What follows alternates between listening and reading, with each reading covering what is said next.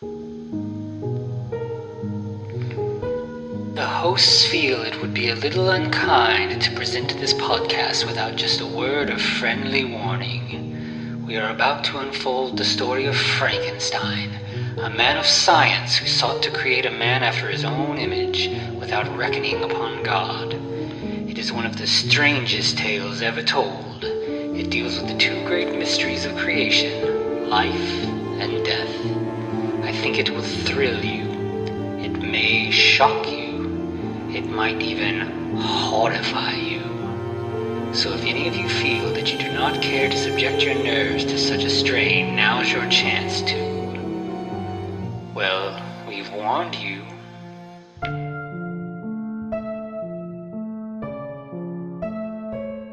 Hello, and welcome once again to the Frankencast. I'm the mad scientist, Anthony Bowman. My pronouns are he, him, and I'm joined as always by... Your gang-banging brother, that is Eric Velasquez. My pronouns are also he, him. And this week, we've got a very special guest with us. Welcome, Sophia. You want to introduce yourself? Yeah, hi, I'm Sophia. My pronouns are she, they. We're really excited to have you on. This movie's so great, but it felt like, we wanted to have some perspective that we can't quite provide for this one, so we thought you'd be the perfect person to join us for this. So before we get into it, what did everybody think about this? So I liked where they were going. I liked the ideas. I do like Crypt TV, but I felt like Crypt TV was decided to be a little too Crypt TV in their production of the movie. But Sophia, what'd you think? I've never watched anything from Crypt TV, but I will say I agree. I feel like the concept and the idea was there. The execution was a bit flawed in certain areas. I do feel like this movie could have a really good part 2.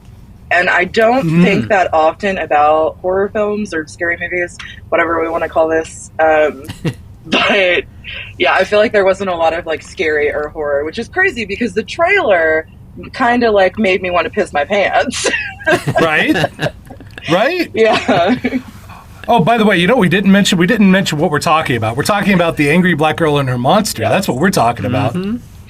Yeah, so this just came to it was briefly in theaters and it just hit video on demand just recently. So we were excited to get into it.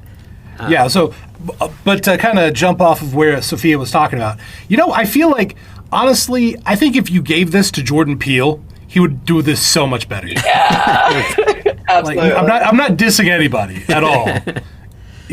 It's good for what it is, but it could be done better, right? Yeah, I think I liked it a little better than both of you did, but I do think that I think it had a lot of ideas, and sometimes when you have a ton of ideas. The story can kind of get bogged down in them. Oh yeah, don't get me wrong. I actually kind of love this movie. It's just, it's kind of a beautiful mess. I agree. I feel like if, there were some parts of me that were okay, if it was longer, maybe the storyline wouldn't have gotten so convoluted. But, I feel like it could have been, what was it, maybe an hour and 26 minutes. I feel like it could have been 2 hours. And things would have been more clear in certain points of the plot. But, yeah, I liked it. Yeah. I did like it. Yeah, I think the one thing I will say about it being kind of sloppy like that is it kind of felt more loyal to Mary Shelley's novel than a lot of movies because she has a lot of weird diversions that don't really go anywhere. And so I thought that was... Maybe I'm being a little charitable, but it felt like they could be kind of nodding to her writing style a little bit. Oh no, they were nodding just constantly. Yeah, I can see that. I mean, literally, she has a notebook called Modern Prometheus. Yeah. All right, so you all want to get into the plot here? Yeah, let's get this kicked off. Okay, so yeah, we start off and it's this. You know what you're getting into here right away. You've got this kind of slow motion montage with a voiceover. You've got a dead black man laying in the grass, this overhead shot that's kind of God perspective, as you get this girl's voice saying that death is a disease, and then she enters the frame and then drags the body off screen, and that's Right, how just- we start. Picks up his backpack, like, all right, let's do this, and then just drags him off screen. Yeah. Amazing. So very, very intense way to start this. And yeah, you know, I mean, like, if you'd seen any kind of the trailer stuff, like, you kind of know, like, this is where we're going. We've got a Frankenstein girl and her, you know, dead family member who she's going to turn into a monster. But yeah, Right. they don't leave you waiting for that to happen at all. It's right away. Right, and then she goes into the description about how her mom died at she was 8 years old and her mom got shot, and I'm guessing it was like a drive-by or something like that, because all of a sudden she just gets shot. Yeah, it didn't seem super clear, but I assumed that it was some kind of drive-by, maybe like turf war, gang violence type thing. And okay, when they showed her mom, like with the shot through her face, and she was hugging her, and I was like, like jaw Right. drop. Yeah. Right.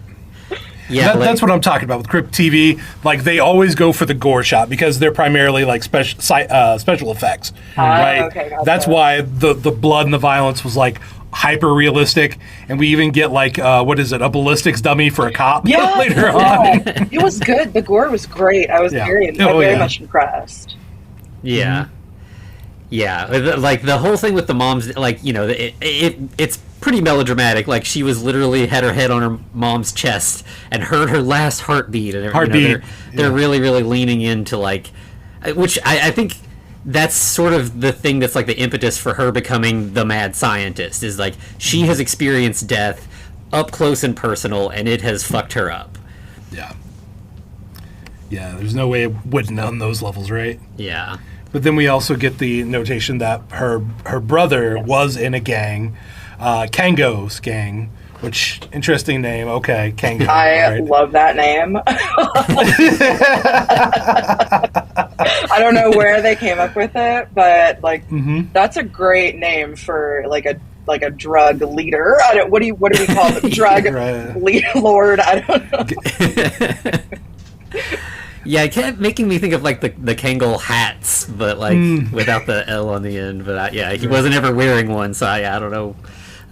But yeah, it did feel like a good, like, you know, he got this weird nickname sometime in the past, and it's just stuck with him. It felt very The Wire, you know, like all the characters that just have like, there's like Snoop, and you know, like it's just like there's just these characters that kind of get these names, and it sticks with them their whole life, and you know the origin doesn't matter anymore so much. It's just that's their moniker, and that's all that matters. So beyond her brother, so that, you know, of course that we get like the shot that like her brother gets killed. He's like he's chasing some people, and they're firing behind them, and then one of them hits him. And then we also get that her dad, like she says, like he's working 2 jobs so he can get by, but we also see him. I think it's like crack vials. I'm not sure. He's got some. That's kind crack of pipe. Yeah, that's crack pipe. Okay, so like, you know, that the disease of death that she's so concerned about is spreading. It's going to get to him eventually. But like, you know, like every good Victor Frankenstein, she's convinced that, you know, if death is a disease, there's a cure, and she's going to find it. And we should also say her name's Vicaria, which is just perfect. Like, that's the perfect black girl who is a Victor Frankenstein character name. It's so good. Right. So that's we get that kind of like long, slow montage, and then we get sort of like establishing shots where we see that she lives in the projects. We, you know, kind of see the neighborhood. We see a red bandana tied to a telephone pole. So we get like the gang presence fully established there. Which, like, they never really, like, like, you know, it's just Kango's gang, but, like, you know, we're definitely going to see that and think the Bloods. Bloods, yeah. Which feels like the right gang to choose for this, because it's all about, like, lifeblood and familial blood and, you know, ancestors and all of that. So it felt like that was a pretty intentional choice. Yeah, definitely. And we also see that in the projects there is like a big electrical tower and transformer kind of in like a chain link fence, and obviously we know where we're going with that. Yes, yeah, it was huge. Yeah. Very important for a Frankenstein story. We got to have that power source. Yes. And so then we see Vicaria waking up in the morning, And I was really like, this timeline here at the beginning got a little murky. I think she's just waking up super early. She leaves the house in like a school uniform, but she goes to a condemned building that has a padlock on the door that she has the key to. Right. And so she unlocks the door, and Vicaria, she needs to clean up a little bit more because there's just a wad of meat right in the doorway with some CGI flies. Messy lab. Right. And like, she's super like nervous. Like, she is looking everywhere as she's getting like, trying to make sure nobody sees her, nobody's following her. And like, even right before she closes the door, she like peeks her head out one more time and looks around. Like, definitely whatever's, I mean, of course, once you see the meat on the ground, you know what's going on, but she doesn't want anybody to be following her, or to, you know, catch up to what's going on here in her secret lab. Once she shuts the door, then we just like see her back at home, still in her uniform, now eating cereal. So I think it's like she got dressed for school, did some stuff in the lab, and then came home to eat breakfast before school. Yeah, she's an early riser. Very right? like Jimmy Neutron. I feel like that's what he always did. I love it. It's so when good. you get up to that sneaky stuff, you got to do it in odd hours, so nobody knows what you're up to. The wee morning hours. But yeah, so then we get just like this little girl, we'll find out her name's Jada, just is yelling at the door like, mad scientist, which is her nickname for V, or Vicaria. And I really liked this scene. So they're just walking through the projects. Vicaria has a bag of trash that she's taking out to the dumpster. And we kind of just, again, get more like establishing stuff about this. But it's a very like, it's like a community. We see like, there's kids playing with squirt guns, just running around. One of them asks Vicaria to help him with his homework later. We'll eventually learn his name's Jerome. We see some kids kicking a police car, which is just cute. Yes, it is. Yes, it is. But like the whole way that while they're, it's just like Vicaria and Jada are kind of like, even in the background in some scenes, like they kind of like disappear. But the whole time, Jada is quizzing Vicaria on the periodic table of elements. Right. That's a lot of fun. Also, though, that leads to something with Jada that's weird in the future.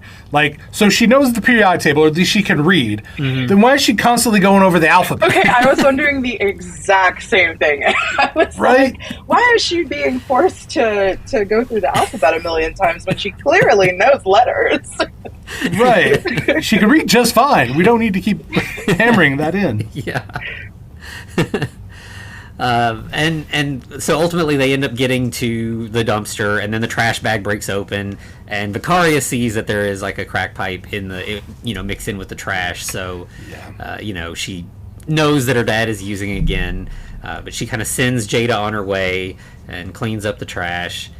And then I think at that point she goes back to, or I guess while she's talking to Vicaria, or to Jada, she also like mentions a lot of like black inventors that Jada should try to like learn about, which I think is important. I think that's definitely this movie can almost get preachy sometimes, but I think it's always like good stuff, and it's not like too heavy-handed where it's like, yeah, this is a nice little thing to mention, like, hey, if you don't know these people, maybe you should look them up. Like, it's worth your time for sure. Valerie Thomas, creator of what was the 3D illusion? Yeah, some kind of NASA 3D. It was like a laser thing, that like a hologram kind of thing or something. Right, which is cool. Yeah, and she mentions Sister Rosetta Tharpe, who is often overlooked as being one of the innovators in rock and roll. And then also, is this where then they talk shit about how Thomas Edison was just like a patent thief, which was nice. I mean, But we also, during this whole period, we also get to see Curtis and the guys getting some product from a car. Now listen, I'm not big into such things, but I know good and damn well you don't leave your car unlocked when you got drugs in there. Not okay? at all. Especially not in the projects. I mean, like the car thing's a good idea to kind of have your stash separate and stuff. You lock the car. Right, or at least have somebody watching it. You know? Yeah. Come on. I'm not trying to actually give anybody tips. Wait a second. What am I doing? And before, or right as like Vicaria's sending Jada away, she says something about you got ketchup on your glasses. Yeah, which obviously we know is blood. Yeah. But I thought that was kind of, like, one that was nice because like Vicaria's glass has kind of become like a motif throughout the movie, but also like I feel like we're talking about the Bloods and everything, and so I think it's like the blood of the past and stuff like that is kind of coloring how Vicaria is seeing the world. So she's literally looking through blood. Right, like blood tinged glasses versus rose colored glasses. Yeah. Yeah. Yeah, so she ends up sending Jada back home and then heads back to her lab. But now, before she can get in, we see Jerome, one of the squirt gun kids, and he wants to know what's going on in the lab. Yeah, he's trying to bust up in there and see what's going on. He is being very nosy. Right? Yeah, and I thought this scene was like, it was almost like Shakespearean, the way they were kind of like playing off of each other, like the dialogue. And they're kind of like, they take the squirt gun back and forth from each other and squirt each other as it's going on. Yeah. But like, and she even notes that he had his lip busted. He got in a fight.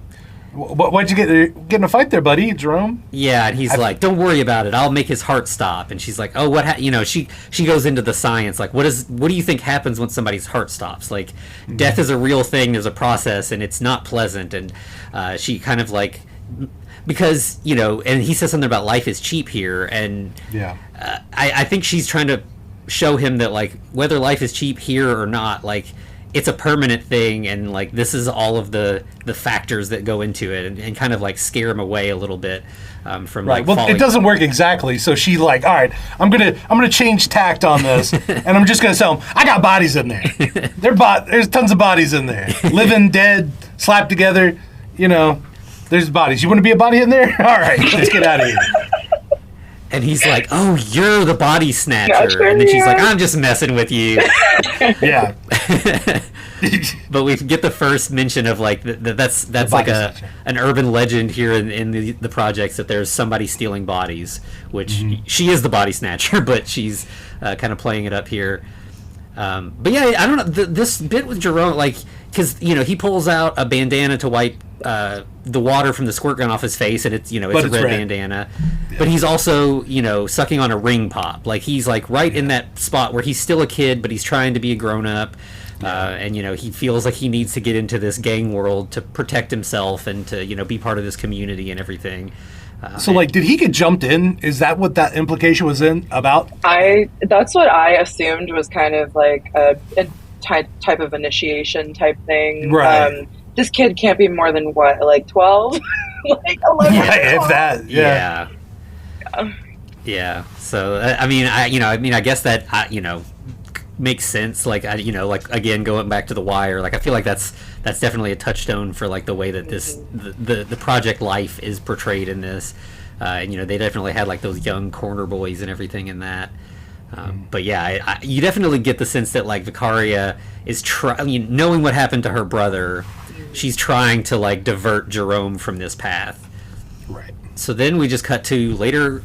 Vicaria is at school, and we've seen her. She's been going around. She's wearing like a school uniform, so she's going to a different kind of school, and yeah, it's like a predominantly white kind of, like, it looks like it's a private school of some sort, and she instantly like gets into a fight with her science teacher, Miss Kemp. Miss Kemp sucks. She sucks real bad. Yeah. Was it when they were going over when Vicaria and Jada were going over the elements table, didn't Jada say something like, "You just think you're smart because you go to that white school"? The white school. Mm-hmm. Yeah, and she's like, "No, like that white school's smart because I go there." Yeah, there she is. One of my favorite lines. Yeah, I thought that was so badass. Fuck that teacher. That teacher was absolutely terrible. Right. Well, like, here's the thing. Like, I've dealt with teachers like that. Like, this is clearly a woman who's just doing this for the paycheck. Yeah. Mm-hmm. She doesn't care about teaching anybody. Because if she did, the arguments that Vicaria is making about, she's just describing all the metastasizing cells, the different types of cancer cells. The teacher would have just been like, dude, why do we not have you in AP, or why don't we have you doing college classes? Yeah. Mm-hmm. Like, just get ahead. You're already there. But no, instead, Miss Kemp wants to be a bitch. That's it. Yeah. And, of course, Kemp is the name of one of Victor's teachers, the teacher that fucks with Victor in the novel. So it's a good pull to use that name there. But like, Vicaria's, she's definitely curious and interested. She's like, what if, cancer is not a disease, but it's a symptom of the disease of death. Kind of continuing with her obsession.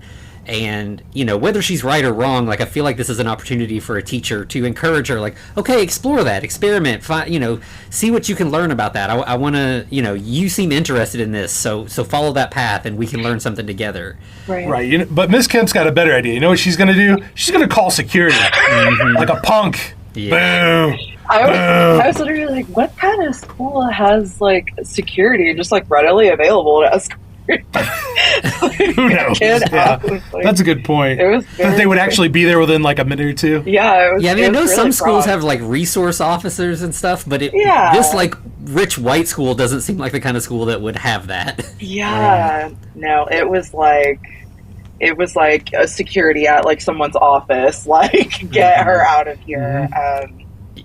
Yeah, and there's some really good. So like. Miss Kemp keeps pronouncing her name as Vicaria, and she keeps trying to correct her. And there's, she never like outright says it, but it's definitely like that thing like, well, black names are too hard to pronounce, so I'll just call you Vicky. That's easier. My gosh, and it's just like, But Vicaria's comeback is fantastic. It's amazing. So, okay, so you call me Vicky, I'll call you Miss Bitch. How about that? I will just Hell yes. Miss Bitch. Yeah. She had some really good lines in this film, for sure. Yeah. Yeah, she's an incredibly, as far as like a Frankenstein figure, which they're not usually the most likable character in a story, but she's definitely one of our most likable mad scientists we've seen. I agree. And so, of course, the security officer arrives, and there's a part where you kind of see Vicaria's face where she's like, this is going to go bad, like I can tell, but I'm just going to lean into it because there's nothing else I can do at this point. Yep. So, this is a scene, like, I feel like we've seen, like, TikToks of this and stuff. Like, she gets dragged out of her desk and thrown on the floor and cuffed, and we see her glasses broken laying on the floor in front of her. And pretty much for the rest of the movie now, we will see her wearing glasses that are taped together with one lens, like, completely cracked and spider-webbed, so that from this point on, I think she's kind of broken. Like, her viewpoint is kind of skewed by, like, what the world's done to her. Right, exactly. But in the next scene, we get her dad coming in. Oh my gosh, Miss the Kemp dad. called in Dad. And the dad is like one of the only actors that like I knew from before this. And of course, he is in The Wire. Actually, he's Cuddy. Yeah. He's Cuddy, the guy that has the boxing gym in like season 3, I think, something like that. But he's so good in this scene. Like, he is not putting up with Miss Kemp's shit at all. No. Well, she fucks up right off the bat. She's like, your last name, that's European, right? It's like, read the room. Come on. Yeah, she's like, where are you all from? And he just like, yeah, and sits down. He's like, I'm not even going to dignify that with a response. But that does result in like a really cool little callback here in a minute. But first, she's like, I'm concerned. Your daughter has, this sick obsession with death. Yeah. And it's like, this girl has seen half of her family die in front of her. Of course she has an obsession with death.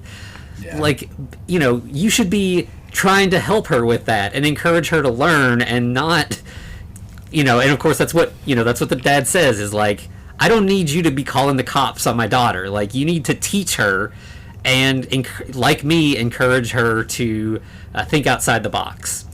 Right, and even suggests, hey, maybe you all can come up with a college plan. And I think Miss Kemp says, Miss Edia? Padilla. Padilla. Yeah. Right, and then Vicaria's like, you mean Miss Padilla? So she's racist against... She won't learn to pronounce Latino names either. Right. Just the worst. She's just the worst. Yeah. But yeah, so it's really cool. Like, her dad, like Vicaria's dad, really stands up for her and is like, I want my daughter to learn. Like, I want her to go to college. I want her to have a better life, and that's why she's at this school. Like, right. I mean, he puts her in her place by his like, you're the teacher. You're not the child. Mm-hmm. She's the child. So you're the teacher. You need to do what you're paid to do and teach. Mm-hmm. Right. And I can only assume that because this is some like ritzy white prep school that this poor family from the projects is somehow paying or maybe she's on like some type of scholarship or something to be going to this school anyway. So like, I can't imagine. And I mean, I'm assuming they probably are paying at something because the dad's like working a ton to so the double shifts and everything. Yeah. But do you want to do the clap back, Sophia, that the dad gives her? What about the last name being German? Oh my gosh. It was such a long line. I was like, I had to follow it like real hard, but I can't remember exactly what he said. Okay, that's fair. Yeah, he's like, since you're so curious, our last name is German. It's probably because some overseer branded my ancestors with it. Yes. Okay. Right. I was like, I remember the word overseer being in there, and I remember laughing so hard when I heard it. Yeah. I mean, just smacking it down. And it's really, so I mean, like, at that point, like, it's pretty heavily implied that their last name is Frankenstein, but it's never said in the movie, which I think is so cool. Like, right. You know, I mean, they've got a strange European German last name, and then later we'll see that her notebook says Vicaria F. So, but yeah, it's kind of nice that it's like an Easter egg there. If you don't catch it, you're fine. Like, the movie's still gonna make sense, but it's a nice little nod to the Frankenstein nerds like us. Yeah. As a matter of fact, it's in the next scene where she throws down her notebook called The Modern Prometheus, as we mentioned. Yeah. So now we finally like get to see the inside of her lab. And yeah, her notebook is like, it's got like fake like Frankenstein stitches all over it, like different colored green paper glued to the front. Like she's crafty, you know, and she's got like her notebook's full of like drawings and you know, like she's well on her way to creating her monster here. And we start to see her like literally working with body parts and reviving a disembodied heart with electricity. Well, I mean, she's also giving off the crazy laugh as she's doing it. So she is. So she's cutting these pieces in this montage of the scene. In the sounds are what really got me. Yeah. I love that, like flesh squelch. Like it's just definitely meat sounds. Yeah. It's very visceral. You can, I mean, and like a lot of times when you see the Frankenstein monster being made, like it's pretty clear what you're seeing, you know, like what part of the body you see an arm and they're sewing the hand to it or something, but here it's just like weird lumps of flesh that she's kind of like sewing together. Like it's not in good shape, like this has decayed a while. It does not look good, but she's doing her best with it. We get a couple flashes of Chris's face and it's kind of messed up. Yeah, and she's like talking to Chris while she's doing this. She's like, "Don't worry, Chris. You'll be back soon. I'm gonna take care of everything." And of course, this is the first scene we see her with the broken glasses. So she's just like full on mad scientist, crazy laugh. Yeah, it's all there. And then I think the next scene we just see Vicaria again talking to. We saw Aisha in the earlier scene. Just like she walks past her and she's like, "When are you gonna stop by?" And she's like, "I'll come through later." And we learn that Aisha is Jada's older sister and is also pregnant with Chris's baby.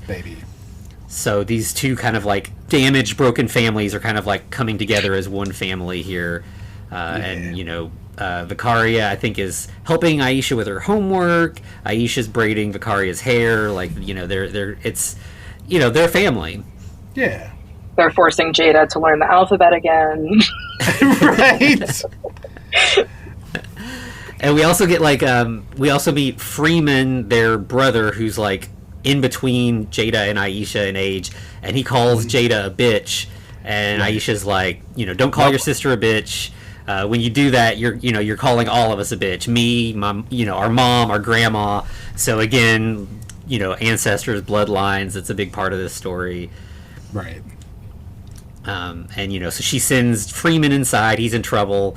And, you know, they kind of keep talking about, like, you know, or I think the main thing they're talking about is what's the baby's name going to be? And Aisha's like, I promised Chris I wouldn't say until the baby was born. And I'm gonna honor that promise even though he's not around. Aw, that's nice. It is very sweet, yeah.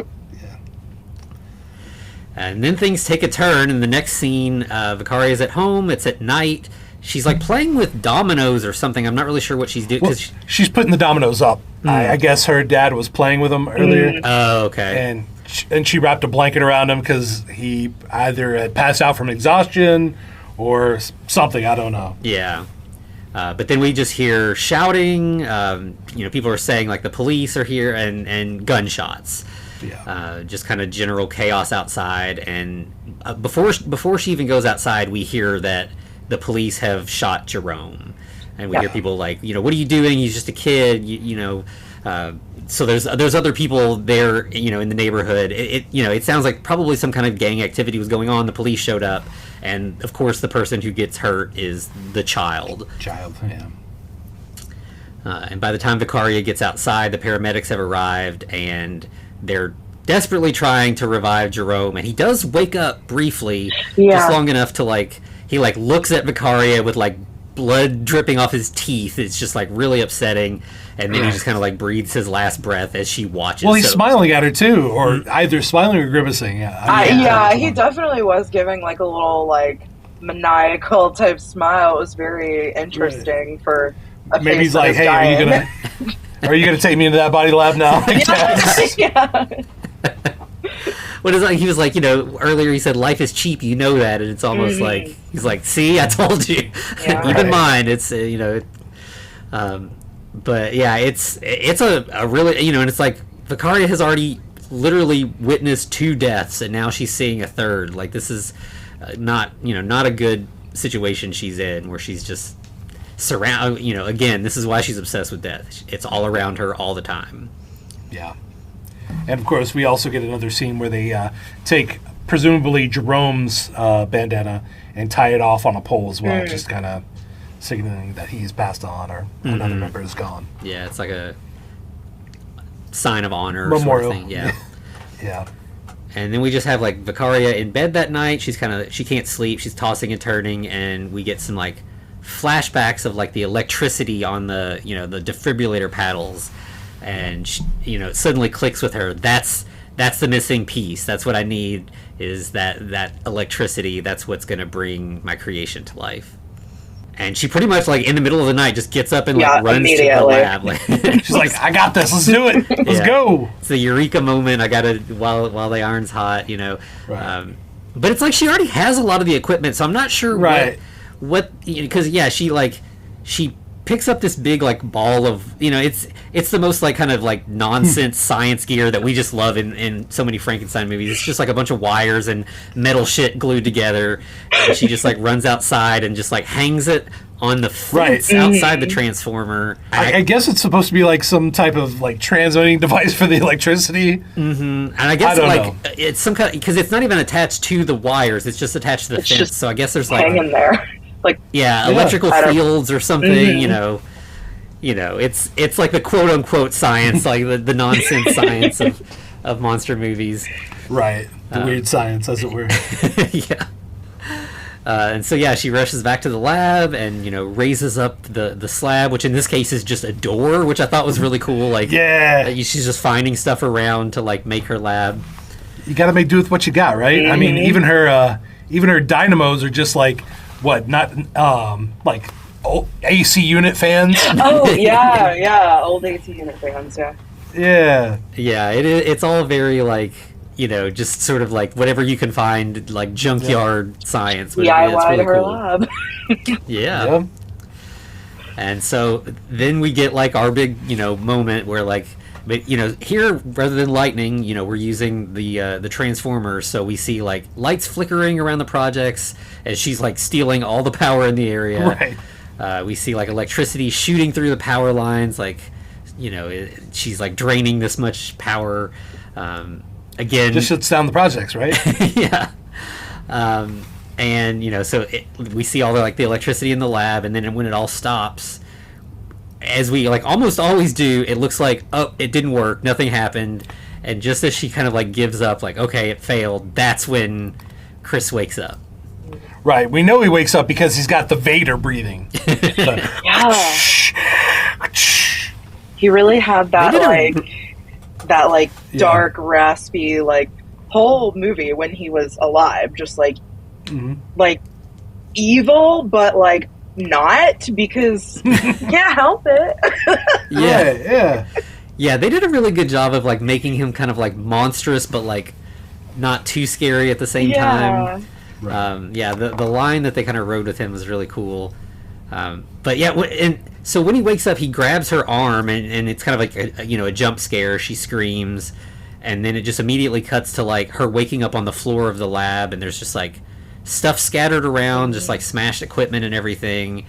And it looks like Chris is gone, but then she finds that he's kind of like huddled in a corner, like behind a curtain. Right, and he's done something to her arm though. Like there's burn marks on her hand. Yeah, it's like his whole hand just like made like an imprint on her arm, which I can only assume means something. Yeah. It felt like it kind of was like an ongoing thing. We'll see that everywhere he goes, he leaves a mark, and it's like I think that is supposed to be like the electricity like burned her skin. And there's a couple other things where we'll see handprints like that, but then we also see like him leaving like black dripping of like blood. Yeah. And I think it's like that because he sort of like symbolizes death, he's like leaving a mark wherever he goes, just the way that death has on Vicaria's life. Yeah. But I think also it's black on purpose because this movie is about the way that blackness, affects, both people who are black and people who aren't, and the way that like impacts people in society and stuff. Like I think it's one of those kind of metaphors that's like I think it works because it's like a little heavy, but also it's kind of like open to interpretation. Like you said, you saw it and you're like, yeah, definitely they're going for something here with this, and like you can kind of pull that thread however you want. Right. Well, luckily at this time they actually have a little bit of a loving, tender moment as like Vicaria and Chris, they do touch through like this plastic sheet that she uses as kind of the curtain. She calls him Chris. She says his name, which is a rare thing for Frankenstein monsters to have names. They're usually just the monster, the creature, and here right from his creation, his name is Chris, and that will become like a big motif also throughout the rest of this movie. Right, but she also promises in this moment that she's going to show Chris who killed him and what's killing their dad. So, we got some vengeance coming. Yeah.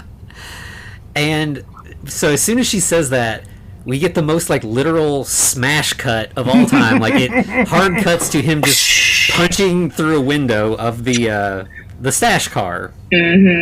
So obviously they're what's killing their dad is the drugs in the stash car. So they're taking those back. And Vicaria just pulls out the drugs. She's just like, yoink! She's mine now. Wait, I thought the stash car was unlocked, everyone. Why did we need to stop? Right! This was totally unnecessary. Yeah. Maybe they were at least smart enough to lock it at night. Overnight. We gotta lock the stash car overnight. Yeah, and we have the stash in this plastic, like, Kroger bag that doesn't seem safe. Yeah. I mean, most people I know keep it at least in a box, something waterproof. Right. And also, they leave it in the stash car. They're like, this is going to be with somebody. Yeah. This much product is going to be with people. In the seat, she just reaches in, like you said, and just takes it. Like, it's not Yeah, it's not even like in the trunk. Like, you can see it if you look in the window. Right. Yeah, definitely not the smartest gang here. Maybe hiding in plain sight was like their thing. I don't. Right. Well, this is the most honorable drug area in the history of the world because nobody just comes up and busts out windows and steals the drugs. They're on the honor system here. Right. But then Curtis, one of Kango's boys, shows up and he's got a gun. And at first, he's pointing at Vicaria, and he's like, "What are you doing here, Vicaria?" And then sees there's another guy here that he doesn't know, this big, intimidating-looking guy. So, obviously, move the gun to the scarier person. And Chris just starts moving towards him, and he immediately just, starts firing at him. Yeah, as you would. Right. Which, of course, has no effect because Chris is a Frankenstein monster now and is unstoppable. And so he just throws Curtis down and just starts, choking him out. Right, and I'm like, oh, okay, he's just going to kill him right here. But apparently Curtis does manage to survive this. Yeah. Just barely. Just barely. And, this scene is the first time we really kind of get to see, this Chris monster in action. And one thing that I thought was, in the Frankenstein novel, she talks about that, the creature moves inhumanly, like in an uncanny way, and it's hard to like make that happen in a movie. Like, usually it's just like they walk awkward, they kind of stomp around like a zombie or whatever. But here he moves like really fast and then slow, and it's like this really weird kind of twitchy quality.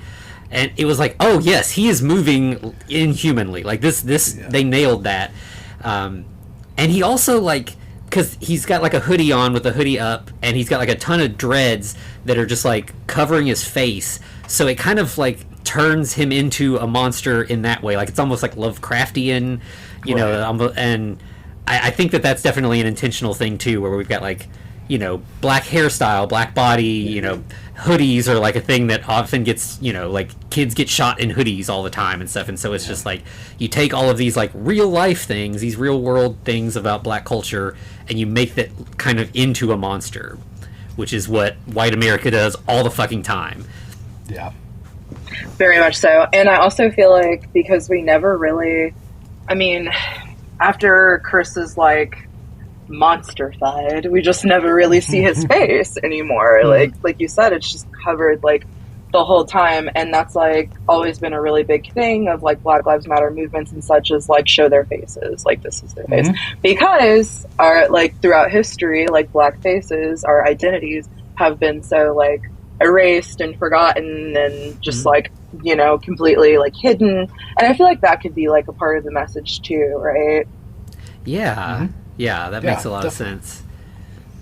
And you know, along with the show their faces, the say or name thing, and that definitely becomes a big thing, as we'll get into that momentarily. But yeah, I think that's the kind of stuff that really resonated with me in this, where it's like they were able to get this message across in a way that didn't feel like preachy, but like it had a lot to say. Right. And it was going to make sure that you knew it, which I appreciated that. I definitely feel like the most preachy moment was the classroom thing. Right? Like they were showing out with that, but they did it well. So I was still happy with it, even though it was preachy. It was good. Yeah. And so as Chris kind of continues to choke Curtis, Vicaria runs away and gets to her lab. She's got the grocery bag of drugs, but Chris has managed to get there before her. Like he somehow he moves more quickly. So we get like a jump scare where she thinks she's gotten to the lab and it's empty, and then there's Chris. Right. Then like, you know, she's kind of just standing there, and we hear Kango's boys like outside searching for Vicaria and Chris. You know, they don't know it's Chris, but you know, searching for the two of them. And so I believe it's Jamal that's like, hey, you know, Curtis he's dying. Mm-hmm. We need to go check on him real quick. Yeah, and so while they go to check on Curtis, Vicaria gets away, and she locks the lab behind her with Chris inside. Mm-hmm. Which kind of, you know, a lot of times we get like Frankenstein sort of like abandoning his creature because, you know, immediately for no real reason. But I think here we see that she's like, he might be kind of dangerous, and also he's in danger. So she kind of abandons him, but like it's not just like I hate my monster, it's so ugly. There's a reason why she's trying to keep him in there for the time being. Which is also, she's in over her head right now, right? Yes. She didn't plan on it going this far. Mm-hmm. So yeah. And then I think it's the next day we see Vicaria going to collect her equipment from the fence around the transformer, and she's immediately surrounded by a bunch of people in Kango's crew. Right. Jamal, I believe that's his name, right? Yeah, Jamal. He's got the machete. Yeah. Machete? Like pulls the machete on it. He really... Yeah, he seems like he's like the main lieutenant. The one who should be guarding the stash car, I would imagine. Right! Yeah. What was he doing last night? Jeez. Right. This guy. And they basically, they're trying to intimidate Vicaria into saying where the drugs are and where the other guy is. That, you know, whoever he is, we need to find him and, you know, punish him for what he's done. Yeah, they even take her to Kango and's like, hey, tell him what's up. And, you know, she refuses to say anything. And he's like, well, you know, if you're not going to say anything, I know you got this reputation as a mad scientist. I got a lab. I got a bunch of chemistry set stuff. You can have a lot of fun working for me. And you know, I thought it was going to go a totally different direction. It was going to be real bad, man.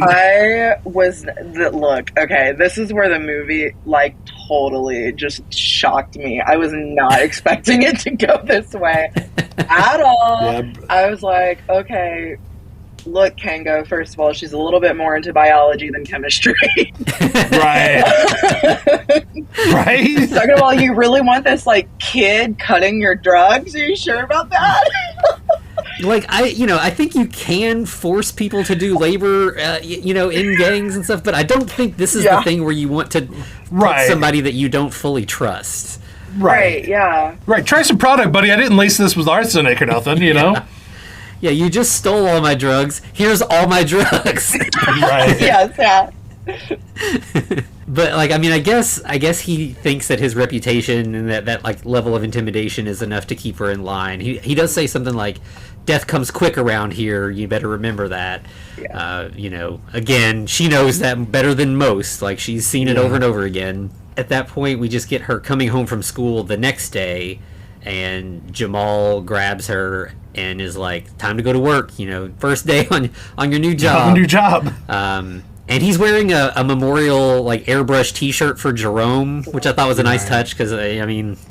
It happens. Yeah, that's definitely, like, unfortunately, a big part of black culture is memorial T-shirts that we see way, way, way too often. I believe a common thread is, do you want to become a T-shirt today? Yeah.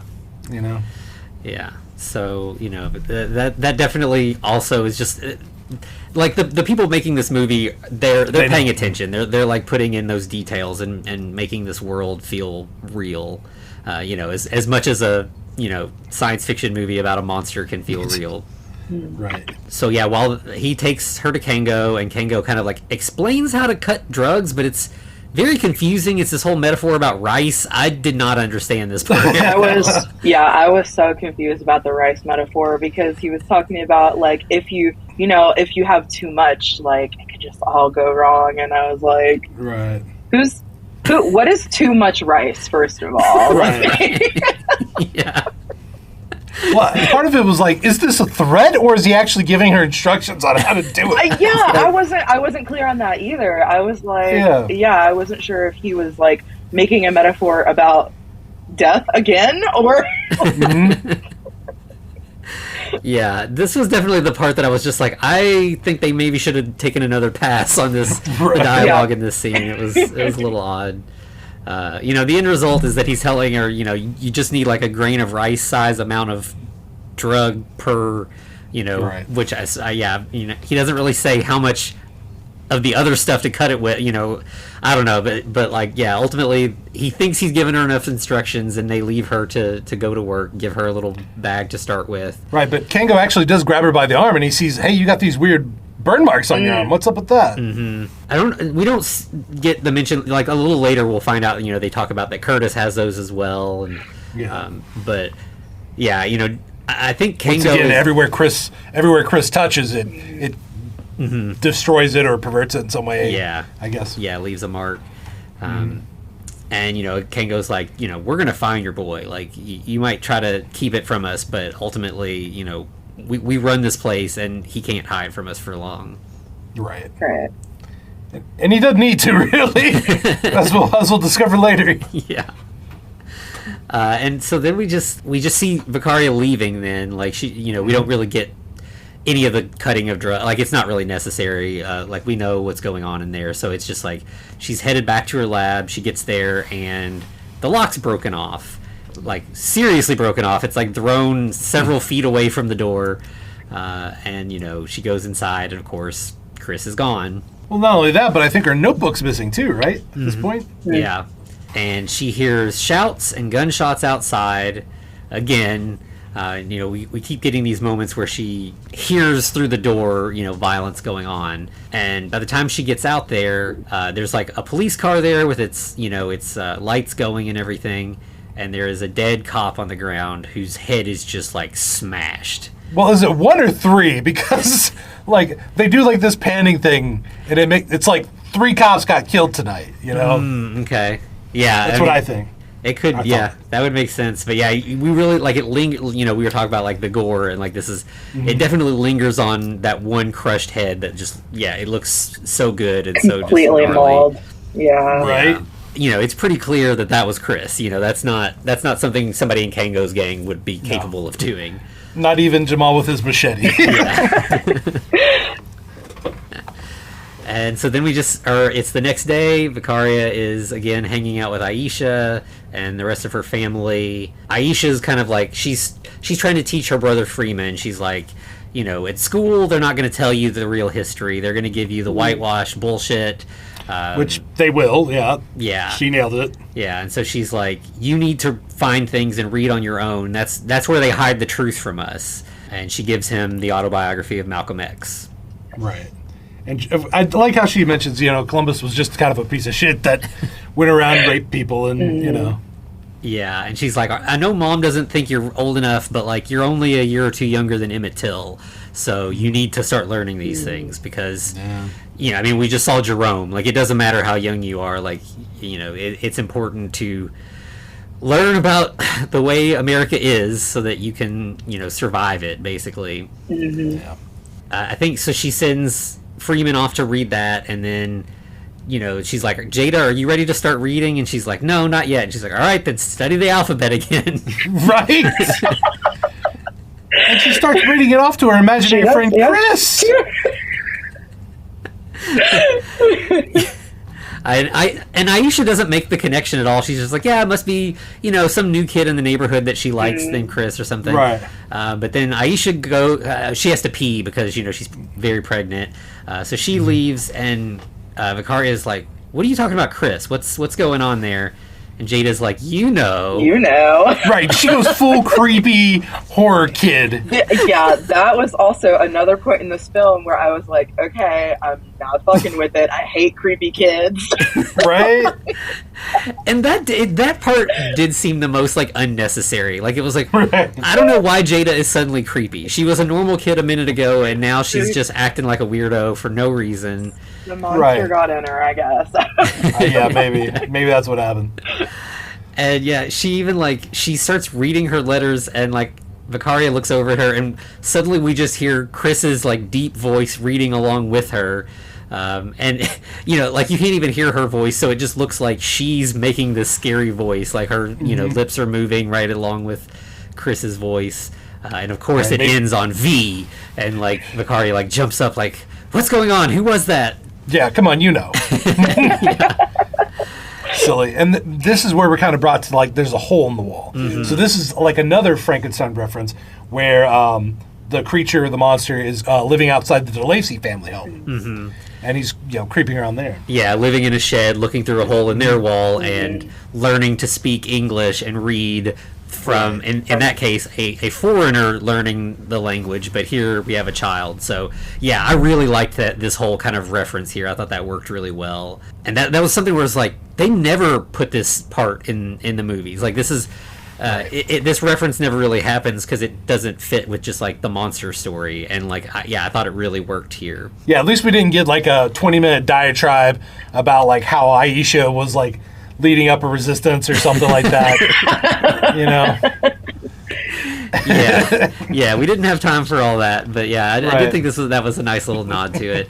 And as soon as, like, Jada points out the hole in the wall, Vicaria, like, runs outside and tries to, like, go into that the house right next door, which is abandoned and, like, boarded up.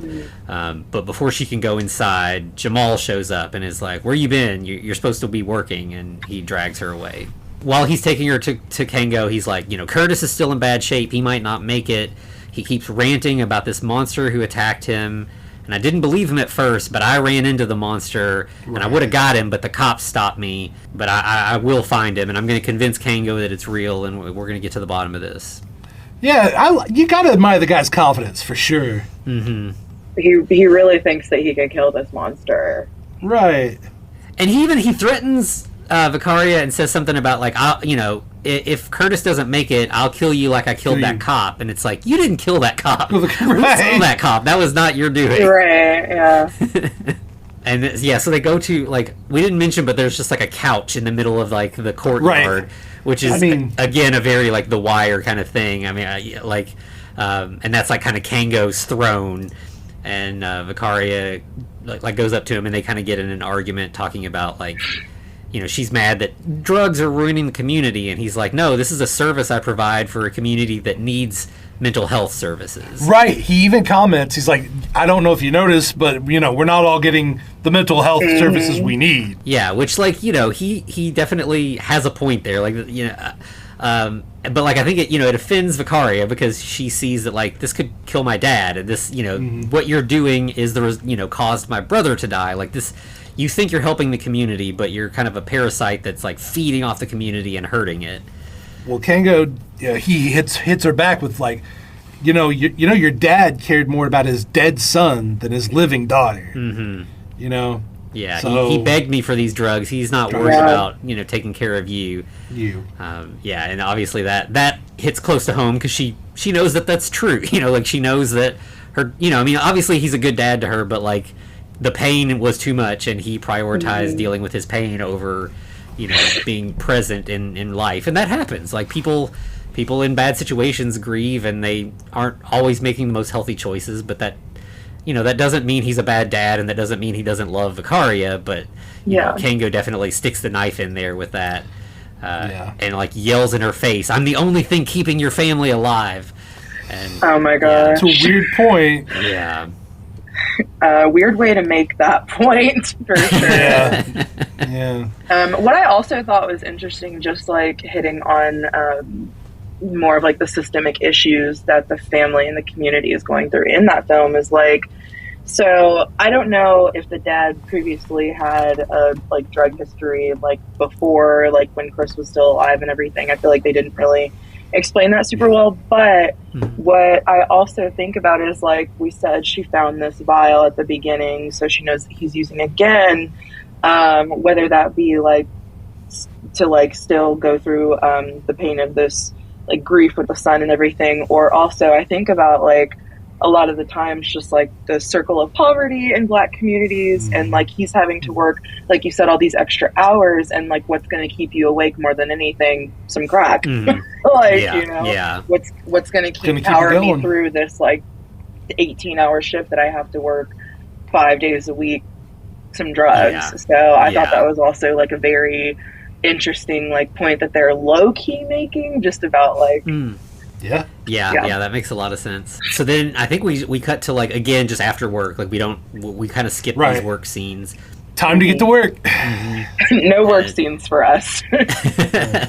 And so Vicaria leaves, and immediately goes to like look for Chris, and Kango's like, I'll see you tomorrow. And she, like a boss, and she like flips him off as she's walking away, and he's like, Jamal, follow her. Yeah. And so she, of course, goes back to that condemned room next to Aisha's, and there's like boards across the door. One of them has like a black handprint, and she goes inside, and there are like handprints all over the walls and everything. So like this is definitely where Chris has been staying. And we get some weird, creepy kid laughter for no reason, just because, Yeah, she sees the hole from the other side and goes to look and sees, there's the couch where we sit, over at Aisha's. And you know what she finds? A jump scare from Jada. This girl's got a full creepy horror movie kid. Mm-hmm. She's just fucking with her at this point. Right. She's like, who's in there with you, right? Chris, he's right behind you. She's tired of learning the alphabet. She needs some excitement. Right. She's like, I'm tired of learning this alphabet. I'm going to fuck with some people. Yeah. Let's go. And so, Vicaria starts kind of like searching through various abandoned rooms, and eventually comes upon Chris, who is just like choking the shit out of Jamal. Yeah. So Jamal following her didn't work out so well for Jamal. Nope. And she screams and runs, and then like we're immediately just like in her bedroom. She's just back home, and there's Chris looking at her through the window, and she again screams and slams the window shut. And of course her dad hears and comes rushing up to see what's going on. Yeah. Which I thought that was so interesting too, that like like you said, it's not like she is like shutting out the idea of her monster, but she's so scared. She's gotten, like you said, so in over her head. She's still a kid, and I think she's like realizing that she can't handle as much as she thought she could, and like maybe death is a little bit more than just like, you know, a disease. Yeah, just a disease. It's very interesting that she is not even trying to like confront him at this point, or like, you know. Yeah. I feel like a lot of the bad stuff could be handled by her going, dude, we need to have a conversation. Yeah, I can talk. Yeah. It's like, why, yes, I can. Jada taught me. Yeah, I feel like this is similar. Like, I think she's kind of living out what happened to Jerome now, where it's like you sometimes have to grow up too fast to exist in the world, and sometimes that comes back to bite you. And, you know, like you were saying, she's in over her head here. She felt like she needed to do this stuff to save her family, and now she doesn't really know what to do. Right. But, like, when her dad comes in, you know, and he sees he's like, oh, I'll go outside and see what's going on. And she's like, no. She's like, no, don't do that. Because she doesn't know. Like, Chris could hurt their dad. Like, you know, she's not sure the safety here, and obviously is not going to risk him getting hurt in the process. Right. So she does eventually go to sleep, and we get a visit from David Lynch's Twin Peaks. This scene, I'm, like, notorious for hating dream sequences. I feel like most of the time you could cut a dream sequence and never know the difference, and this is definitely one of those. Like, it doesn't really do anything. It's just Vicaria just watching Chris walk around through the project. She sees him, like, leave a building, walk, and he is walking creepy, and there's, like, lights kind of flickering on him, and, like, and that's it. Like, then, like, he just, like, rushes to her, she screams, and wakes up, right? That's, like, the whole thing. Yeah, like, we don't get any kind of exposition from it, any kind of, like, metaphors. It's just, like, Chris is scary, Chris is on her mind, she dreamed about him. Yeah, it wasn't necessary. We gotta take up 5 minutes, I guess. Yeah. And then it's just the next day, and, you know, everybody's back at Aisha's house. Or I guess, you know, it's not Aisha's house, it's their mom's house, which I think her name's Sequoia? Yeah. Sequoia, yeah. Freeman is looking for his Malcolm X book. He can't find it. And Jada's like, Chris has it. And the whole family's like, oh, again with this Chris imaginary friend that she's obsessed with. And Jada's like, no, Chris is real, and he talks to me. And Vicaria's like, wait, what? Talks? Well, he was saying the alphabet earlier. Come on, you know this. And, you know, Jada's still kind of like cagey. She doesn't give Vicaria much, but Vicaria's like, you need to stay away from him. Like, I don't know what's going on, but I think he's dangerous. And, you know, Jada's like, why? He's my friend. You know, she's not buying it. Right. And they're basically waiting on the dad to arrive so they can all have dinner together as one big family. Yeah. Yeah, there was a mention, I think, in the previous scene with the families where Aisha was like, you know, Mom knows about what's going on with your dad, and she wants, you know, I want him to be part of his grandson's life. Yeah. So we want to try to, like, you know, envelop him in familial love and, like, you know, help him move past, you know, what he's dealing with. Which I think that's great. You know, that's the way you get somebody out of addiction, is with love and, you know, support. Well, it definitely seems like at the dinner table, Sequoia wants to give him more than just familial love. I mean, because, like, listen, she's taking every opportunity to touch this man. You're right. Right? Yeah, she definitely, like, puts her hand on his hand a couple of times. Right. A couple of times, yeah. But this whole scene is really sweet. Like, you know, Vicaria and Aisha get in a fight, but it's like sibling fight. You know, like, it doesn't seem too bad, and, like, you know, the parents kind of, like, take over. You know, and, like, you know, the dad's like, maybe you're both right, and they're like, nope, and everybody just kind of laughs at it. Like, it's sweet. Right. Well, can we bring this up? Like, so can we bring up the thing about Hotep? Yeah. Yeah. Cool with that? All right. So that's an interesting concept to me, the Hotep, because, like, whether they want to say it or not, every culture kind of has a Hotep, you know? Yeah. I mean, we all go back to the, you know, oh, we created this thing. And it is predominantly with, like, white people that do it more. But the idea of, you know, we have this cultural, like, right to this other stuff, kind of supplanting reverse colonization, or what would be the better way to say that? Yeah, I mean, it's just a desire for your culture to matter, and like everybody's culture does matter, but when your culture has been like devalued by like society writ large, like it makes perfect sense that you would want to not only claim the things that you were, like Vicaria is constantly talking about, the black people that have made important strides in culture in various ways, but like it makes perfect sense that you might want to be like.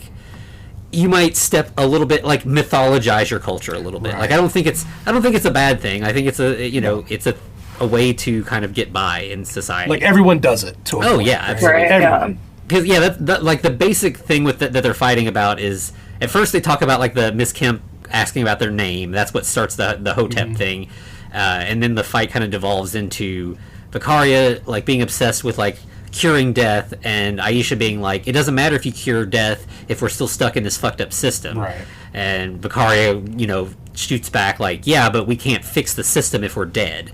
And they kind of bounce back and forth about that, and that's when the dad's like, I think you both have a point here. Right. And then they're like, nah. They're like, nah, fuck you, Dad. Right, but it's like they agree. It's like that makes them come together. Yeah, it's a very family moment. I liked it, and of course they're passing around just giant plates of food that looks incredible. Like and Chris is watching through the hole in the wall, which is kind of sad, but like it is a nice kind of like family get together. But then we get Jada says something about she's been all smug and creepy and shit. She's like, he's been watching you, body snatcher. And then we get a loud knock at the door, and she says, he's here. Right.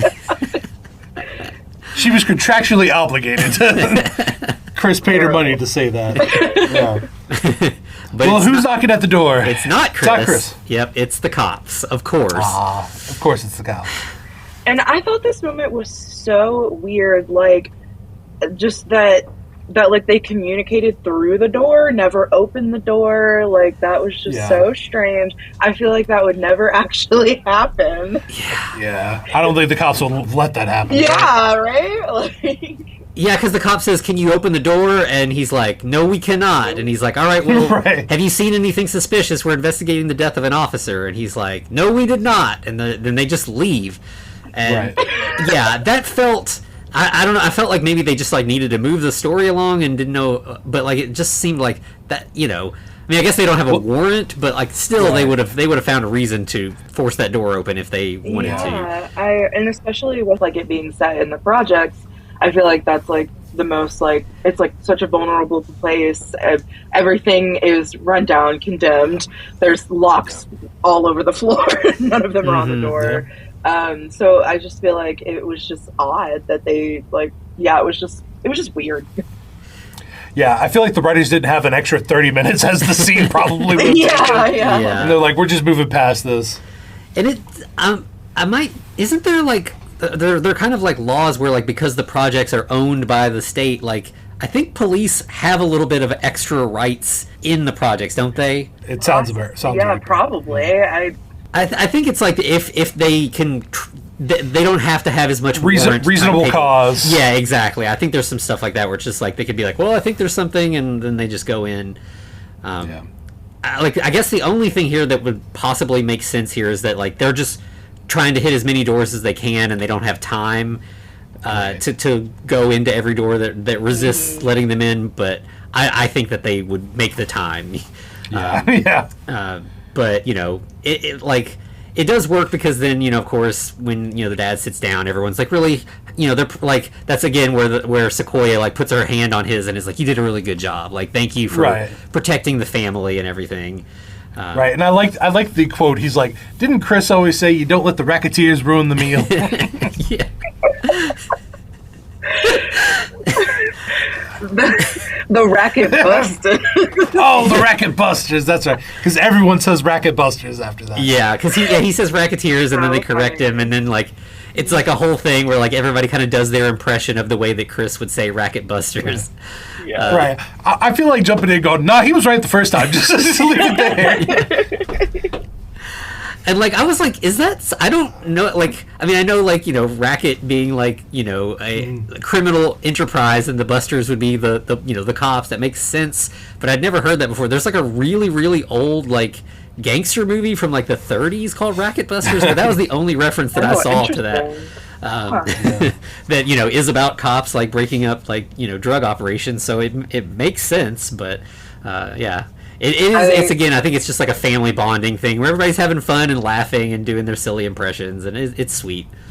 Yeah. It was cute. Cute. I appreciated that they spent like 3 minutes doing that, whereas they could have took those 3 minutes and spent it on the cop scene. But I digress. Well, as they kept doing it, I'm starting to worry. I'm like, is something bad about to happen, or are the cops about to bust back in? Yeah.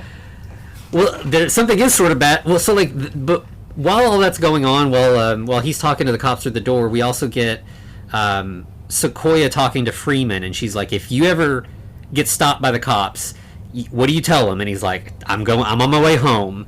And she's like, "And what else?" And he's like, "My name." And so as soon as we get through the Racket Buster scene, we go right to Chris being stopped by the cops, and he says, "I'm going home to see my father. My name is Chris." So it like that sort of repetition there was really powerful. Like I don't know, is that a I mean, it makes sense. Like you tell the cops you're going home so that they think you're not out causing trouble, you're on your way home. Right. And you tell them your name so that you're like sort of humanizing yourself to them so that maybe they won't beat you or kill you. Right. But like I'd never heard that as being like a thing that everyone is taught, but it makes sense. And of course it becomes clear that like obviously Chris has had the same teaching. Yeah. Well, that doesn't help because the cops still try to arrest him. Yeah. Mm-hmm. And like we were saying earlier, Vicaria makes sure that Chris knows his name is Chris, right, as he's created. But here they say, "No, you're not Chris. You're the monster that kills cops." Yeah. So they take his name away from him and make him into the Frankenstein monster. Right, and then they, of course, the cops are going to cop, and they shoot him. Mm-hmm. They cuff him, and he breaks free, and then they shoot him. And yeah, it's this scene. I mean, like when you literally have to like watch cops, shoot a black body. It's not. We've seen it in real life way more than we would like, and here it's just as. I did appreciate that this scene's in the dark with like kind of.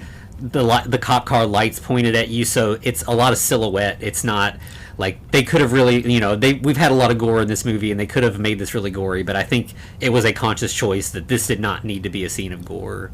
Well, do you think the silhouette also helped make the cops into more monstrous beings too? Because obviously their humanity's not there. There's just no humanity there for them. Yeah, that makes sense. And you hear them saying all the same, like, did you see that? Like, they're already kind of like, you can tell they're getting their stories straight right now. Like, and, but one of them goes to like check Chris's pulse, and he sits up like every great, horror movie monster after being shot, and, kills the cop. And he just turns him into a jelly torso. That's it. Yeah. Just a ballistic torso. And then we see like we didn't see the gore from Chris, but we do see that cop with like his jaw basically ripped off and just unhinged. Yeah, So that looked really like they did a good job with that gore, and it was pretty satisfying, I gotta say. And then from there we have like two intercut scenes that go back and forth for the next little bit. It's a little bit montagey. V interacting with Kengo, and then her dad coming home to see who else is home. Yeah. And so at Kengo's, we see Vicaria. She's returning the drugs because she's done with all this. She's trying to but she also sees Kengo taking care of like an elderly lady, which I thought was it was just like a little subtle thing, but it was like Kengo's a real person. Like he's trying to get by too. He may be hurting the community. He may be doing bad things, but like. That he's trying to help his grandmother or mom. Yeah. Like he's got responsibilities. He's trying to do right by his family, and I mean that's how so much crime, so much of crime is because of the cycle of poverty and because of people put in these bad situations and just trying to get by however they can. So I thought that was nice, and I think you kind of see Vicaria notice it too and be like, "Oh, there's more to Kango than I thought there was." Right. Jamal gets a phone call and finds out that Curtis is dead. So he's like, So it's go time for Jamal. He's like, well, Curtis died. Guess what? "Yep, we got to kill Vicaria." And Kango's like, "No, let her go. Like that's not what I'm not here to try to kill people off in people in my neighborhood. That's not." I did threaten her earlier, but like that's part of the game or whatever. But like I don't want to kill this girl. Jamal says, "I'm here for that. Let's go." He's sharpening the machete. He is ready to Right. So like Kango tries to stop him, and he hits Kango with the machete. Yep. Like looks like he breaks his collarbone. It's like Collarbone. the Jason Voorhees cut. Like we've seen that exact same cut. And Kango drops, and like in my notes I was like, Jamal killed Kango, and like it looks like he did. Spoiler: he kind of didn't. Right. And so while all that's going on, then like you said, their dad is home. He sees black splatter on the floor and is like, "What's this?" And he's calling for V. Walking down the hall, he picks up a hammer because it seems like something fishy's going on. And I'm assuming this is blood. Like this black stuff is like Chris's blood that has somehow gone necrotic and turned black or whatever. But again, he leaves black marks everywhere he goes. Right. And eventually, he goes into the room. He sees Chris sitting on the bed holding a family photo, and it's like, "Chris, we thought you were dead." Right, and I think his mind kind of snaps at this point because he's like, "Where have you been?" It's like, well, you know where he's been. Yeah. Yeah, and then I'm sure you've had that funeral. Yeah, and then Chris says, "Father," in like his like scary deep voice, and then he's like, "Oh wait, this is not Chris. You're not who I thought you were." And he starts kind of like backing away, afraid, and then Chris, seeing that fear, becomes the monster and attacks his dad. Yeah, I wrote down they decide to hug about it because that's kind of what the fight is, But it is Chris choking the father to death. Yeah.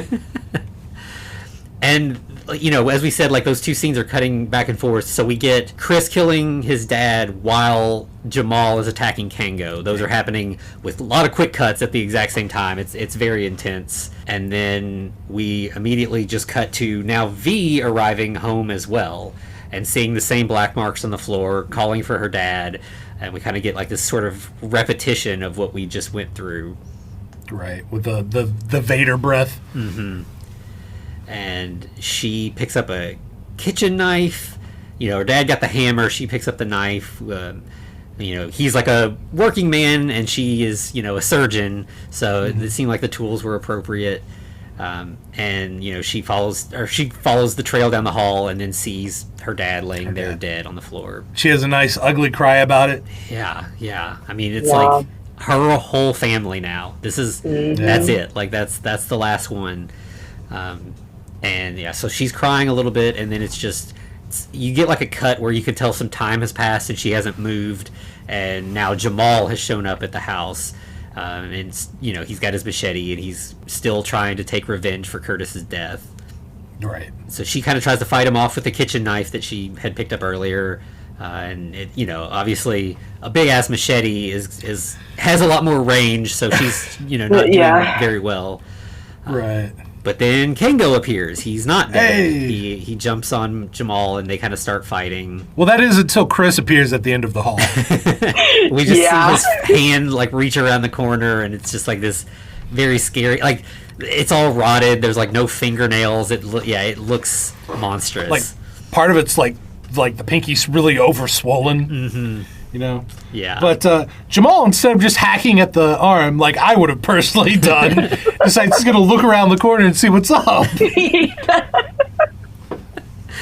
And Chris gets the machete from Jamal, and then like sticks it in his mouth and just kind of like starts pushing and just like cutting through his face. Yeah.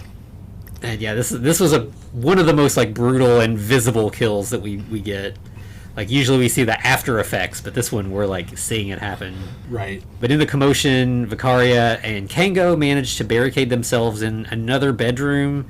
Not Vicaria's, maybe I guess their dad's, I'm not sure, but just one of the rooms. And Kango realizes, oh shit, that's actually Chris. That's what you've been doing. Yeah, this conversation I thought was like, it's super fast. I ended up watching it a couple of times because it's hard to keep up with. But like, basically, yeah, Vicaria tells him everything, and he's like, "You desecrated a bunch of black bodies to make that thing." And she's like, "I had to save Chris. He's my family." And throughout they like argue where she keeps saying he. And Kango keeps saying it. And he's like, "That's not your brother anymore. That's a monster." And she's like, ever since science always gets weaponized. China made fireworks and it got turned into gunpowder. Edison made nuclear energy or not Edison, Einstein. Yeah, every time there's been a scientific innovation, it gets taken from the scientists and turned into a weapon. And she's like, "I thought I could cure death, and that would fix all of that. That would do away with the necessity for weapons. I could have been like the end of science, basically, like the thing that took science back from the weapons. But I've just made another weapon. I failed at it. And like it. I think that she finally kind of realizes that her plan wasn't going to work. Like that this was what was bound to happen. And like to kind of hit that home, Chris pushes the door open at that point and tries to attack them through the door, and Vicaria has to like fend him off with a knife, and he kind of like backs out. So then they realize, okay, so we have to kill Chris or this thing before he kills somebody else. Yeah, that's when Vicaria starts using it to describe Chris as well. She's like, "I built it, I can kill it," but she's like, "The only thing is, I need 2 items. We've got to go on a quest. Right. 1 item's in my lab across town or across the complex, and the other item's in my bedroom, which is across the way from Chris." Yeah. Very short-lived quest. Yeah, no doubt. And we actually get kind of a little bit more backstory, and it turns out that Kango was like, "Man, I should have sent Chris to kill those other gangsters."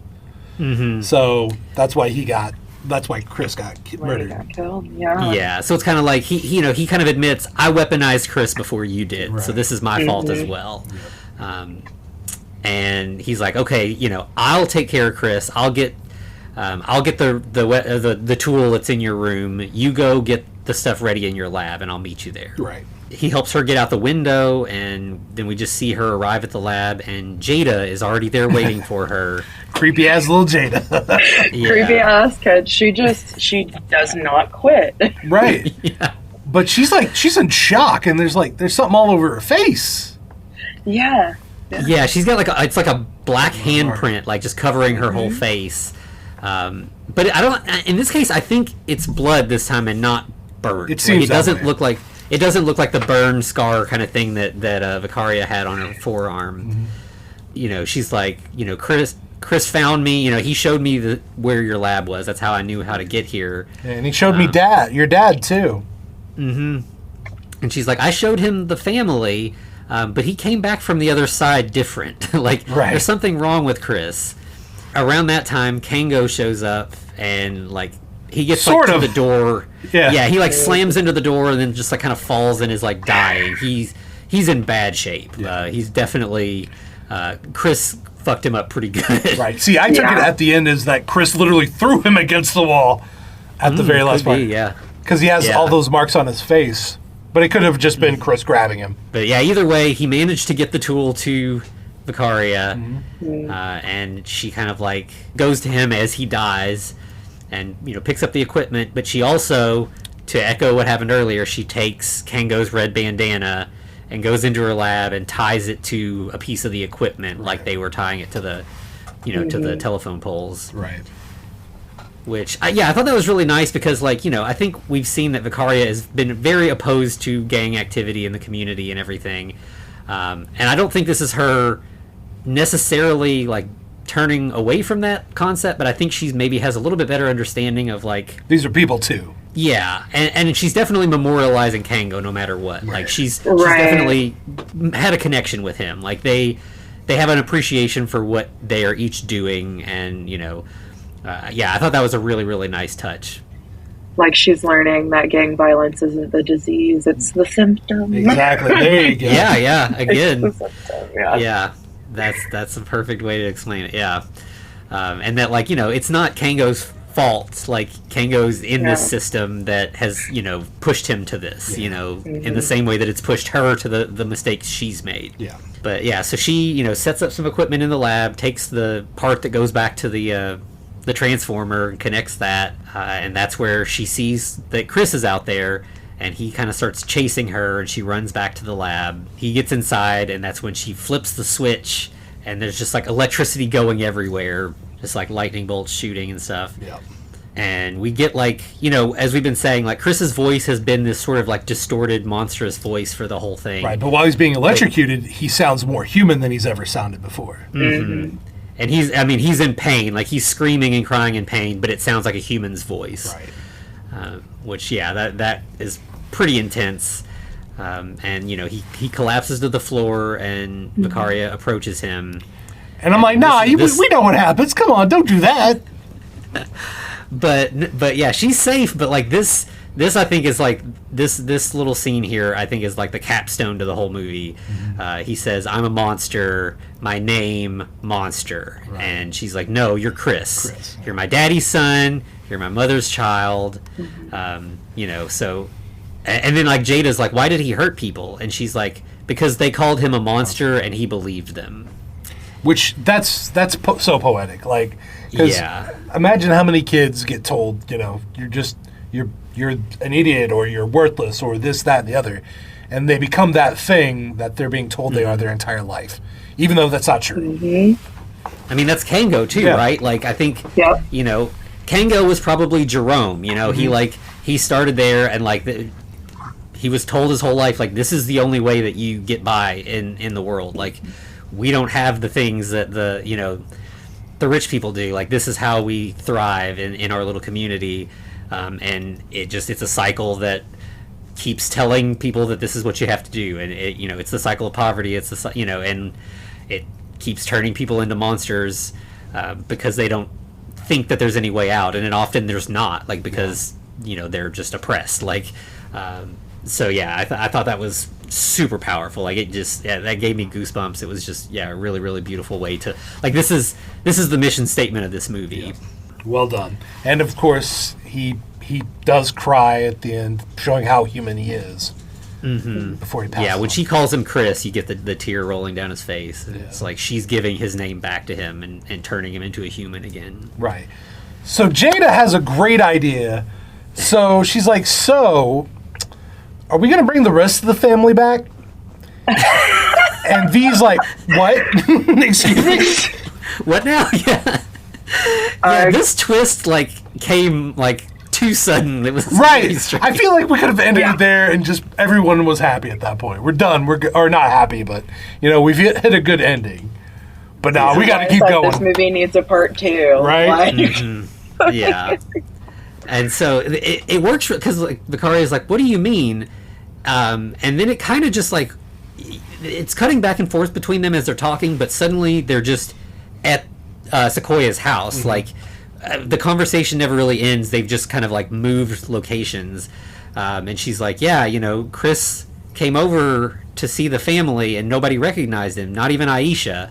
And we see that, as Chris was upset by, being seen as a monster and not, as Chris by his own family, he killed them all. And so Vicaria is like, no, I can't help them. I can't turn them into monsters like Chris. It's not going to work. And Jada's like, but how can they be gone? They were just here. They're just here, yeah. Yeah. And Vicaria's like, oh, they were just here. They're still fresh. Yeah. The flesh is fresh. Yeah, right? Yeah.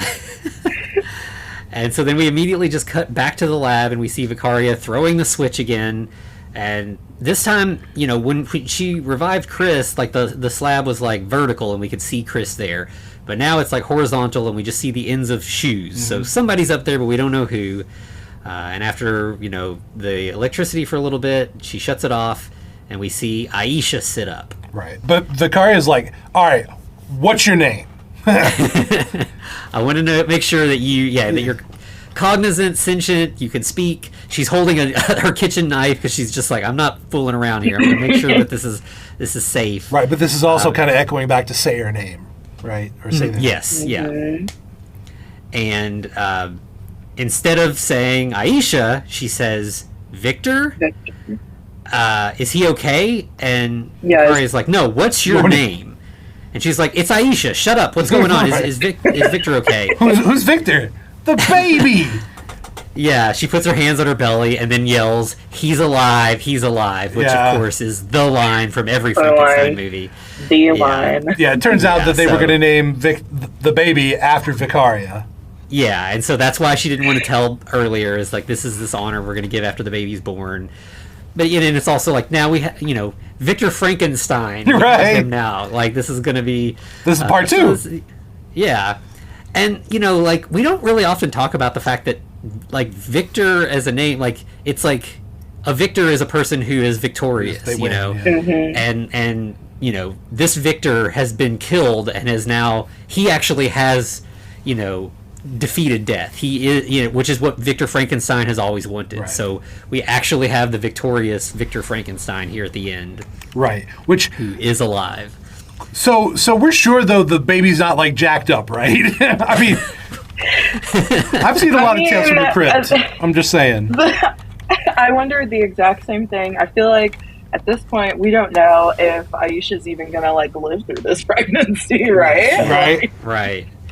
Yeah. I hope she does. Yeah, this is definitely like the happy ending that like everything's going to be okay, but like like you said, there could definitely be a part 2 where like Victor is born and something's not right, and what's that going to look like? Right.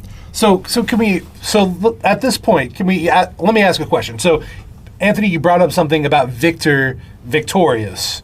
Someone who overcomes. Well, so I know her name's Vicaria, but Kemp does call her Vicaria, which leads to vicarious, someone who's, doing something for another. They're experiencing something for another. Is that intentional, do you think, or is that like... I actually had written that down and like glossed over it as we've been talking about it, but I think that was definitely an intentional thing. Right. Because she's not living her life. She's so obsessed with death. She's worried, which is what Victor Frankenstein always does too. He's so concerned about, his mom died or whatever, and he's going to keep doing this stuff, and he doesn't live the life that's in front of him. He's so hung up with curing death. Right. But it's like here, I think, when she finds out, that Victor's been named after her and that Aisha and the baby are okay, Aisha says, where's the rest of the family? And she's like, they'll be here soon. Yeah. And that's like the last line of the movie is like a tear dripping down her cheek as she says that. And I think, like obviously she means I'm going to revive Freeman and Sequoia as well. But I think it's also like Victor will be born soon. And then further generations of our family are coming. Like we're going to keep...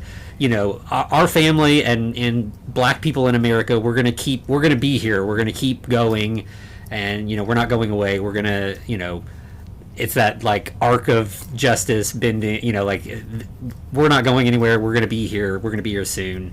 I mean, I don't know. I might be reading a little bit into that, but it does feel like, as we've seen them talk about past generations and then this ending with a baby that's alive, I think future generations are definitely implied. Yeah.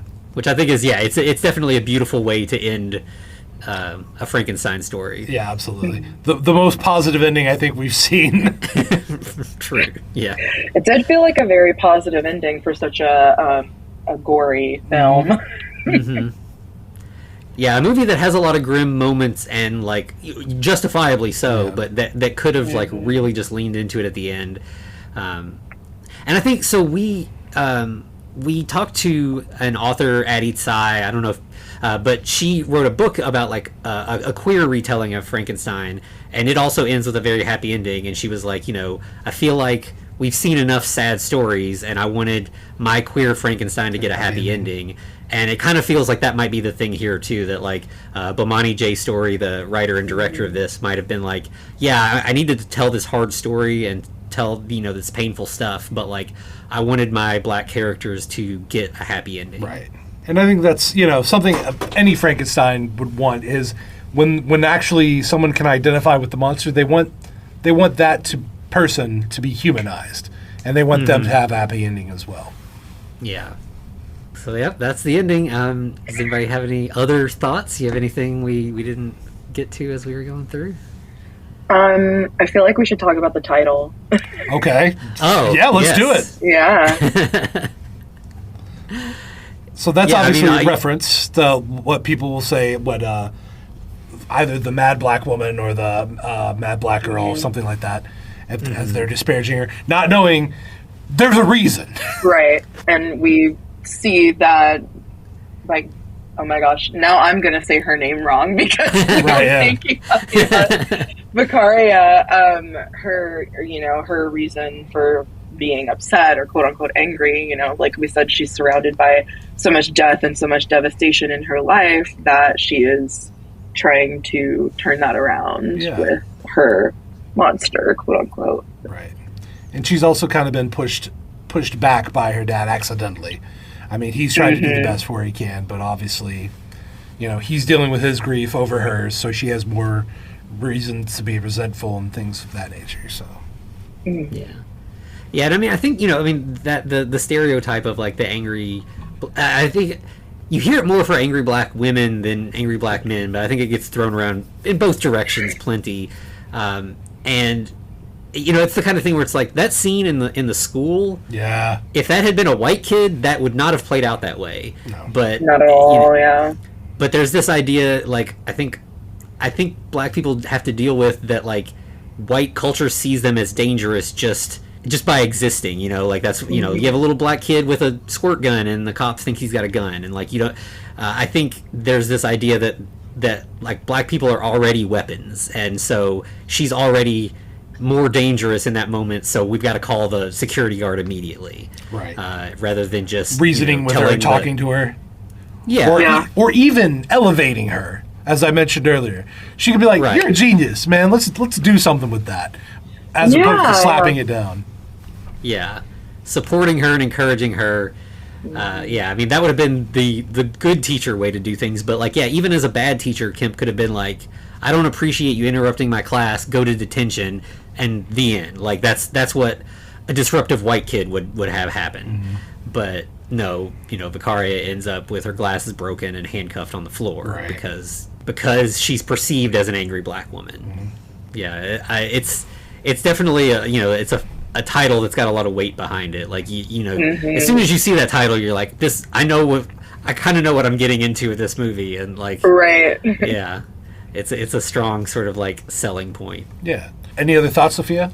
I really like the movie. I hope they do a part 2. I feel like there's so many just like little droplets throughout the film that could blossom into a part 2. Like, just would be so cool. Yeah, this movie got glossed over, and there was no reason for it. It was way for all the movies we've seen released, this should have had a wider release than it had. Oh, definitely. Like, it got no. I mean, like, there was no sort of, like, media push, any kind of, like, advertising campaign. Mm-mm. I hadn't even heard of it until you texted me. I was like, what is this? Yeah, and, like, I don't think, I mean, like, we now, specifically get people pointing out Frankenstein stuff to us, but, like, I don't know that I would have heard about it otherwise, like, just us specifically being, like, always on the lookout for Frankenstein stuff. Mm-hmm. And the weird thing was, like, it originally was supposed to hit theaters and streaming on the same day. And then, like, just like a month before it came out, the studio was like, actually, we're going to do a theater push before it hits streaming. And I was like, oh, cool. Like, they're going to, like, actually, like, try to, like, get the word out. And then it was, like, in, like, 10 theaters for a couple days and then went to streaming. Like, it did not play anywhere near here. There was no way to see it in the theater around us. Yeah, because we were actively hoping for it. We were like, all right, when are we going to go see this movie? And oh, no. Damn. Yeah. But I know that this Bomani J. Story, I think this is his first feature. Like, I think he's done some, like, production stuff and everything, and then wrote and directed this. But, like, I'm definitely interested in seeing where he goes from here. Like, this was definitely a really strong first feature film. Right? Mm-hmm. I agree. I feel like he really danced that, like, fine line of horror and, like, getting a message out there. Absolutely. Because I feel like one of my problems with a lot of modern horror, where they try to, like, put a, like, really heavy message in, is just, like, it becomes very, like, confusing, and the horror ends up being like overlooked, or the message ends up being overlooked by the horror. Like one ends up overpowering the other, and I feel like this movie did a really good job of having an equal balance of both. Yeah, absolutely. Yeah, and I think it's the kind of movie that, like, because there are sometimes movies where it's like the message is buried to the point where it's like, if you're going to go in there like as a critic and really look for it, you can find some stuff, but the average viewer is not. This one, I think, like, it would be hard to watch this movie and not get some kind of message out of it. Like, it's there enough that, like, you'd have to be completely, like, just tone deaf to miss what's going on in this movie. All right. Well, do you have anything, Sophia, that you want to plug? You send anybody to your socials or any other things you've got going on? I mean, no. I never really get on my social media, but if anybody wants it, I'm Aurora_Monroe98. For the Marvel fans out there, right? They know what that means. I got you. And you are on another podcast occasionally, right? Is that something you want to direct people to? Or?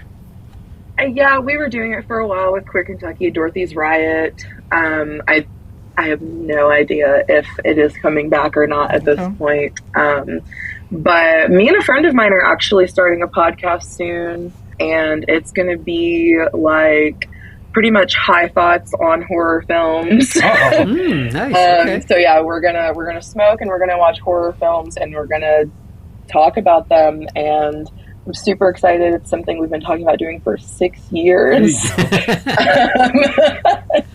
And I was like, you know what? It's time. The time is now. It's gonna be called Keef and Bong. Okay. Like Cheech and Chong, but Keef and Bong. I like it. Okay. And yeah, so super excited for that. We're probably going to start in the fall. And yeah, maybe we'll do some Frankenstein stuff. Yeah, that'd be great. Trust me, there's a lot or like, that you could talk to. Yeah, or like we could do like a group thing. Yeah, we would love that. Yeah, once you get, I mean, obviously we'll definitely like put stuff out when that, put notes out on socials and stuff to let people know about it. But yeah, crossover stuff's always fun. We've been doing that with a couple other podcasts, so we would love to do that once you guys are up and running. Yeah, everybody keep an eye. Yeah, oh my gosh, yeah, Anthony, let's do some Friday the 13th stuff. Yeah, I'm there. Yeah. If you want to talk Jason, I'm there. No. Oh, he's the best. I love it.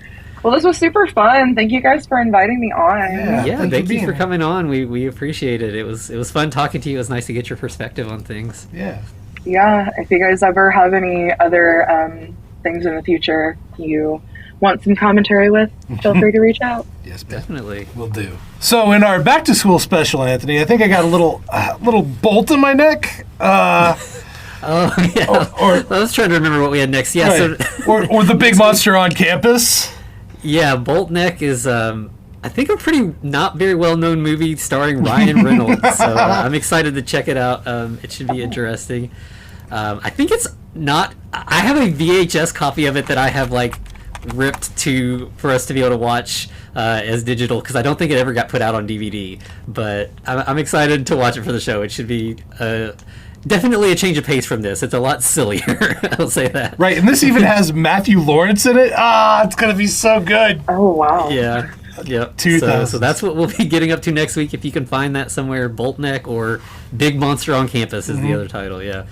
And yeah, I guess we'll our socials, of course, are, you can get us at The Frankencast. You can email us at thefrankencast@gmail.com.